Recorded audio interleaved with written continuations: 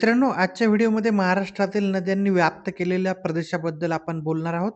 तर परीक्षेत खूप सारे प्रश्न येतात आणि प्रश्नांमध्ये ना थोडंसं विचारलं जातं, की कोणत्या नदीने किती टक्के किंवा कसा भाग व्यापलेला आहे.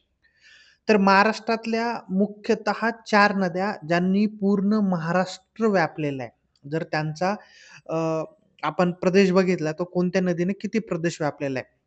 सगळ्यात पहिले मी तुम्हाला दाखवतोय इथे, की महाराष्ट्रामध्ये सर्वात जी महत्त्वाची नदी आहे ना, ती नदी आहे गोदावरी नदी. ह्या गोदावरी नदीचं जे खोरं आहे ना, त्याच्यामध्ये जे अ, गोदावरी बेसिन म्हणतो आपण त्याला, तर ते किती टक्के व्यापलेलं आहे इथे जवळपास, तर त्याचा आकडेवारी जर तुम्हाला सांगायची झाली मित्रांनो, तर त्याची जी मुख्य आकडेवारी आहे ना, ती 49.5% जे की फक्त एका नदीनं व्यापलेलं आहे.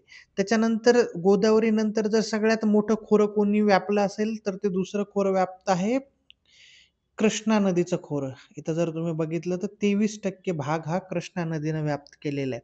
म्हणजे जर तुम्ही इथं काउंटिंग केलं मित्रांनो, तर जवळपास इथे 49 आणि 23% म्हणजे सगळ्यात जो मोठा भाग आहे महाराष्ट्राचा, तो व्याप्त ह्या 2 नद्यांचा आहे. एक तर गोदावरी नदी आणि दुसरी कृष्णा नदी. या 2 नद्यांनी सर्वात जास्त भाग व्याप्त केलाय. त्याच्यानंतर जो 10% प्रदेश आहे ना, हा 10% प्रदेश म्हणजे किती आहे? तर तुम्हाला इथे जे येलो याच्यामध्ये दाखवतोय ना मी, की जो कोकण साइड समुद्राकडे मिळणाऱ्या नद्या आहेत ना ह्या, सह्याद्री पर्वतरांगेतून ज्या नद्या येतात ना, त्या एकदम अ, तीव्र वाहणाऱ्या नद्या आहेत आणि त्यांची लांबीही खूप कमी आहे आणि त्यांनी व्याप्त केलेला प्रदेश आहे तो की 10% येतो इथं. आता जर याचं पूर्ण कॅल्क्युलेशन केलं आपण, तर सध्याचं जे कॅल्क्युलेशन आहे त्याच्यामध्ये वरती जर तुम्ही तापी नदी बघितली, तर तापी नदी ही 17%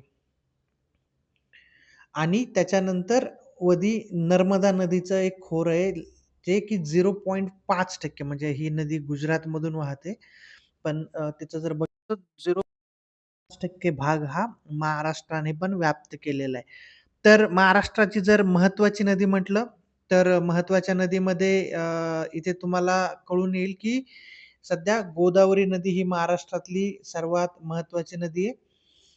आणि तिनं व्याप्त केलेलं खोरं हे जवळपास जर तुम्ही बघितलं तर ते 49.5%. त्याच्यानंतर कृष्णा नदी आहे, जिनं व्याप्त केलेलं खोरं आहे 23%. त्याच्यानंतर तापी नदी, तिनं व्याप्त केलेलं खोरं आहे 17%. ज्या कोकण किनारपट्टीवर वाहणाऱ्या नद्या आहेत, त्यांनी व्याप्त केलेला प्रदेश आहे जवळपास 10% आणि जी नर्मदा नदी आहे, तिनं व्याप्त केलेला प्रदेश आहे 0.5% तर याचं टोटल पर्सेंटेज जर कॅल्क्युलेट केलं 100% तर याच्यामध्ये गोदावरी नदी नंबर 1 ला आहे, कृष्णा नदी नंबर 2 ला आहे, तापी नदी नंबर 3 ला आहे. ज्या कोकण किनारपट्टीवर वाहणाऱ्या नद्या आहेत त्या नंबर 4 ला आहेत आणि इथं जर तुम्ही वरती बघितलं तर नर्मदा नदी ही 0.5% आहे. म्हणजे आता परीक्षेत कसा जरी प्रश्न फिरून-फिरून आला, की महाराष्ट्रातील नद्यांनी व्याप्त केलेल्या खोऱ्यामध्ये गोदावरीचं पर्सेंटेज किती आहे? हा प्रश्न नेहमी येतो. त्याच्यानंतर गोदावरी नंतर कोणती नदी महाराष्ट्रातील सर्वात जास्त खोरे व्याप्त करते? तर तिथे कृष्णा नदीचं हे होतं.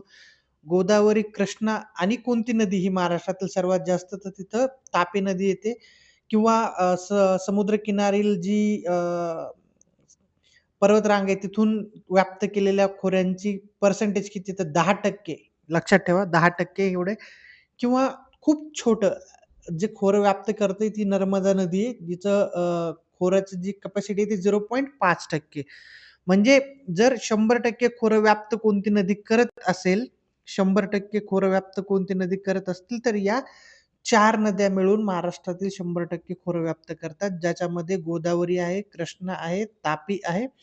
त्याच्यानंतर कोकणी नद्या आहेत आणि वरती पाहिलं तर नर्मदा नदी आहे. परीक्षेत फिरून-फिरून प्रश्न विचारले जातात. तर त्याचं एक बेसिक आणि सिंपलचा व्हिडिओ मी तुम्हाला शेअर केलेला आहे. होप ह्या व्हिडिओमधून बऱ्याचशा कन्सेप्ट्स तुमच्या इझिली क्लिअर होतील.